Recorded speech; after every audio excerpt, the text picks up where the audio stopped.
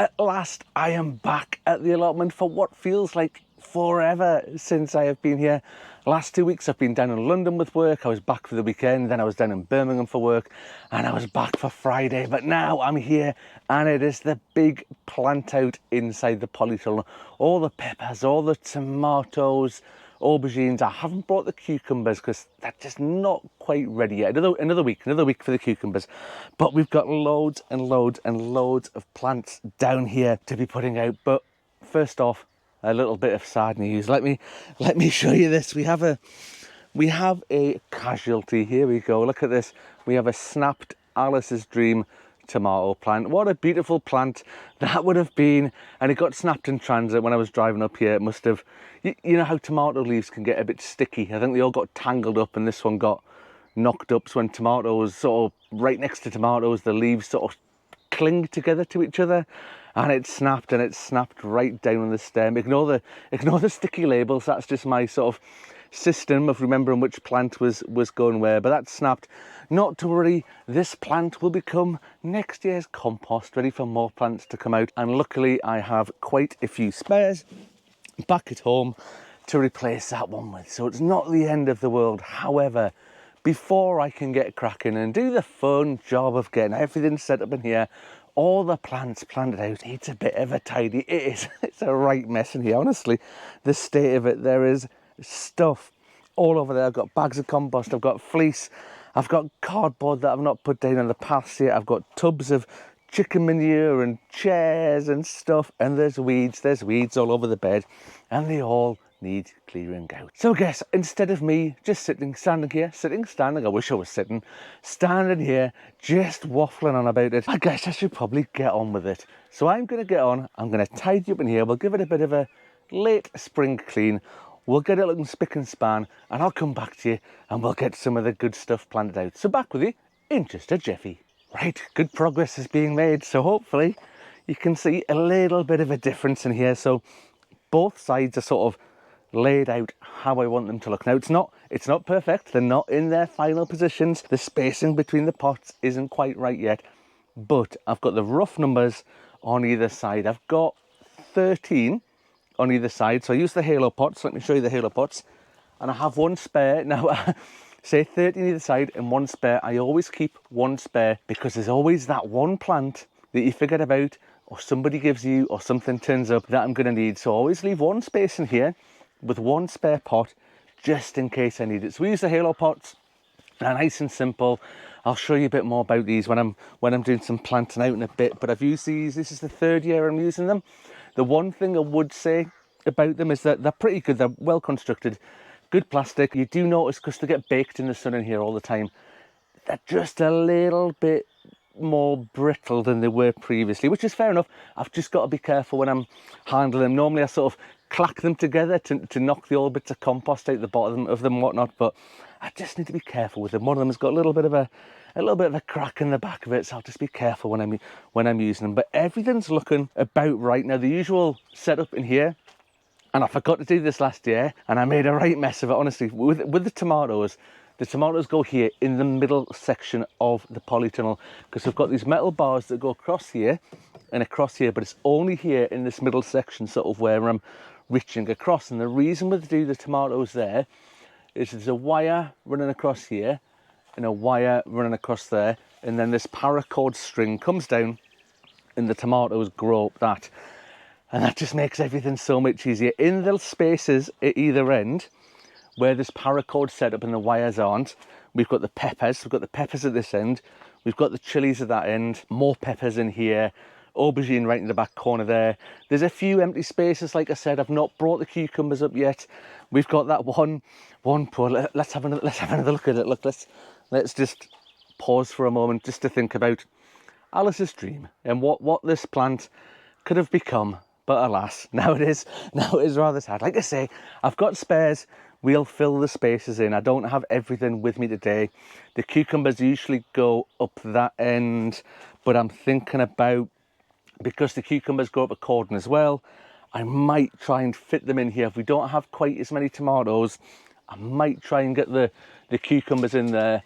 Then we'll just use one of the cordons like this and we'll grow them up that. But we'll see. I'll have a think about that. In the middle section, I've got 1, 2, 3 spaces, I think, at the moment.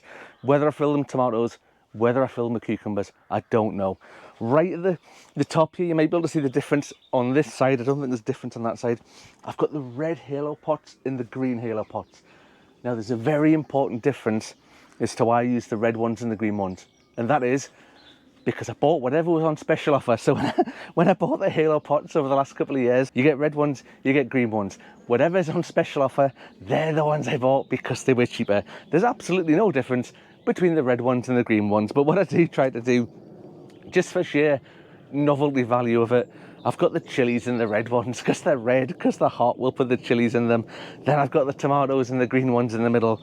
And then we've got some more of the sort of the sweet peppers, the bell peppers down at the bottom here in the red ones as well. But everything on this side is green just because they were cheaper. No other reason. Anyway, let me just get finished off with a few bits and pieces there. We'll get some compost in, we'll get some bits and pieces ready, and let's actually get something planted out. I can't wait to actually get things in the ground in the polytunnel. So let's see how we're going to do this then. So basic setup inside the polytunnel. This bed was put in a couple of years ago. This is a type of compost called kelpie compost that the beds are filled with.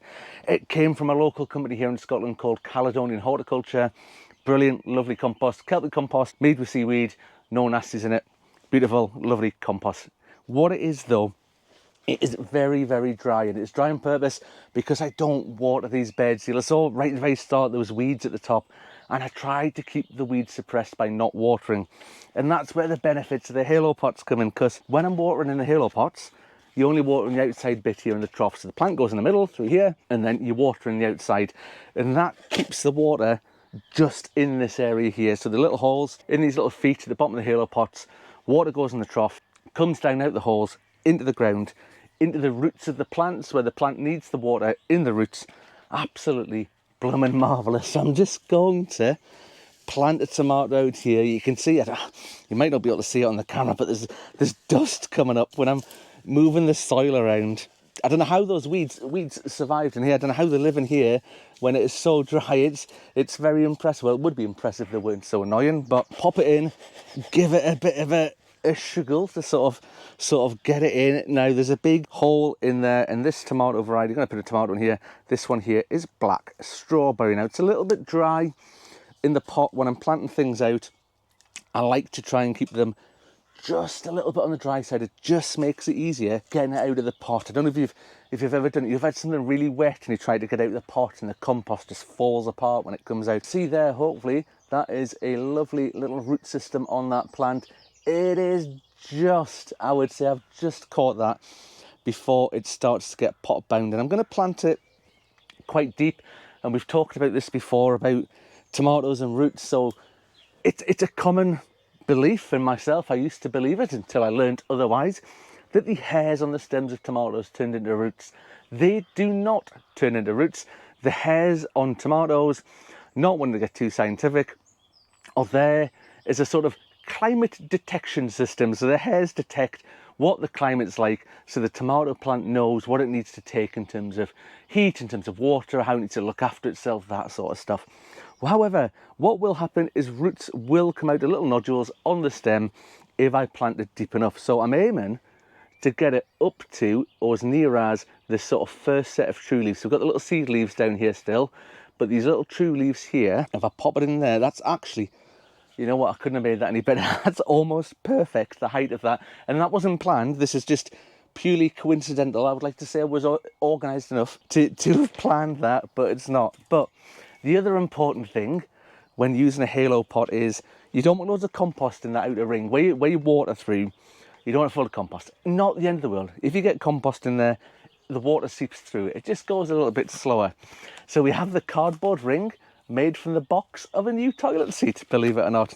And what we do is we just pop the cardboard ring round there, and it just covers that outer ring. So when I go in here and I grab, if you don't knock it with your hand, it works better to uncover it, but I'm just going to hold the plant gently because obviously I don't want it to get knocked. And you can see there I've dumped a lot of compost on top of this cardboard ring there, and that would have gone into the ring. And if I use my right hand, I'm right-handed, so if I use my right hand, again, this will be infinitely easier than me using my left hand. We'll just give that a little bit of a push down. Now this might seem like a bit of a faff, but trust me, it's worth it in the long run. I mean, I've seen all sorts of weird and wonderful ways of doing tomatoes. Those of you who've seen any of Tony Smith's videos, you know his inside his polytunnel, he's gone full. Is it the quad grows he's got, or auto pots? I can never remember which one he's got, whether it's the quad grows or the auto pots. But yeah, interesting to see how that's going to pan out, using that system for everything. And what I'm going to do is, when I've planted this here, is I've brought the compost up to probably around about an inch from the top of that inner ring. And let me just take that outer ring off there. We'll get rid of that compost. So there's the plant in there. So why have I done that?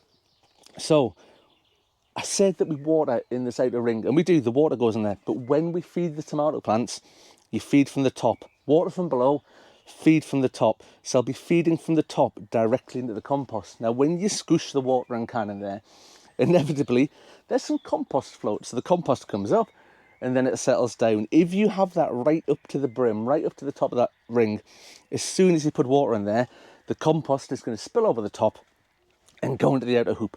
Not that I've ever done that before. Honestly, I've never done that before. Yeah. But yeah, don't fill it right to the top. And obviously, most important of all, pop a wee label in there so you know which is which.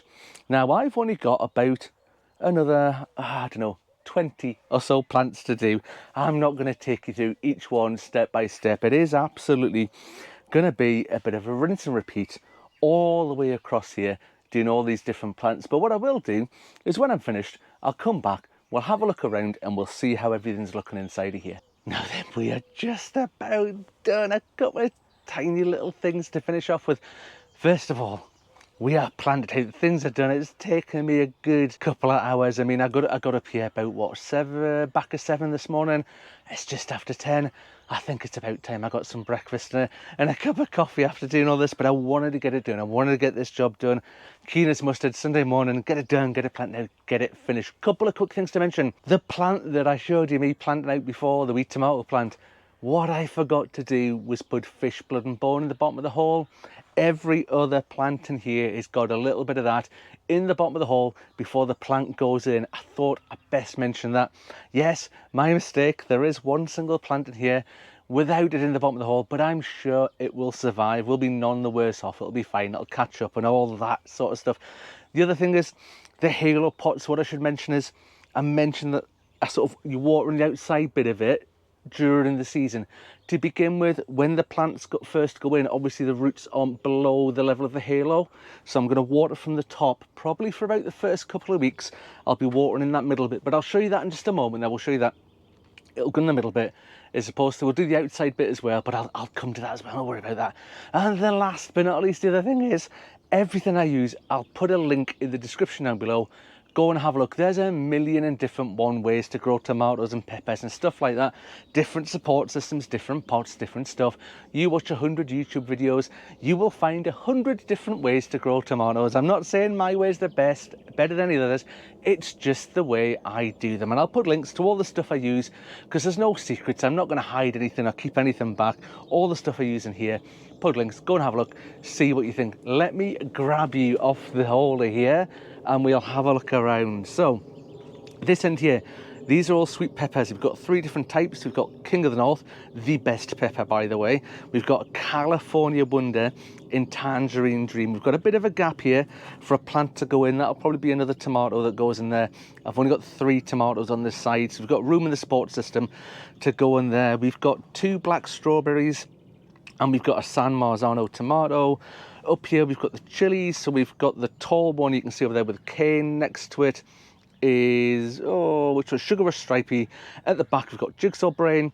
Then we have got Havana Gold, and this is a King of the North. And I will just show you this here. A lot of the times when you're growing sweet peppers, and I've got to start them off so early here in Scotland to get the growing season, is they do look a bit sad like this.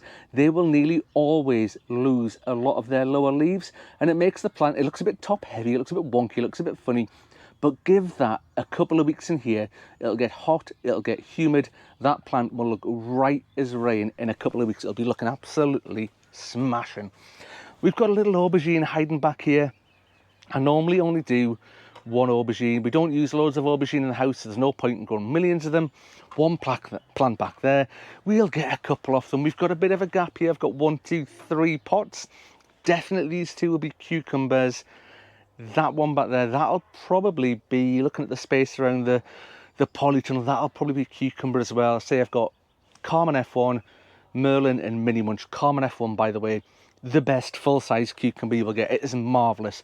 Then we come in the tomato zone. We have got Brandywine Pink, we've got Sun Gold, we have got San Marzano as well. I've got another couple of different varieties at home that'll come up. I'll find space for everything, don't worry, we will squeeze everything in. Last but not least, down here in this bottom corner, we've got more sweet peppers. Same as the other side, we've got California Wonder, Tangerine Dream, and the best pepper of all, King of the North. Anyway, there we go. Honestly, I'm chuffed to bits to have this job done. Like I said at the start, everything's a little bit delayed because I've been away with work for a couple of weeks doing bits and pieces. I'm probably 2 weeks later than I normally am every other year. But we're planned it out, we're done, everything's going to catch up, it's all going to be smashing. That's me done. Thank you for watching, and I'll see you on the next one. Bye for now, folks.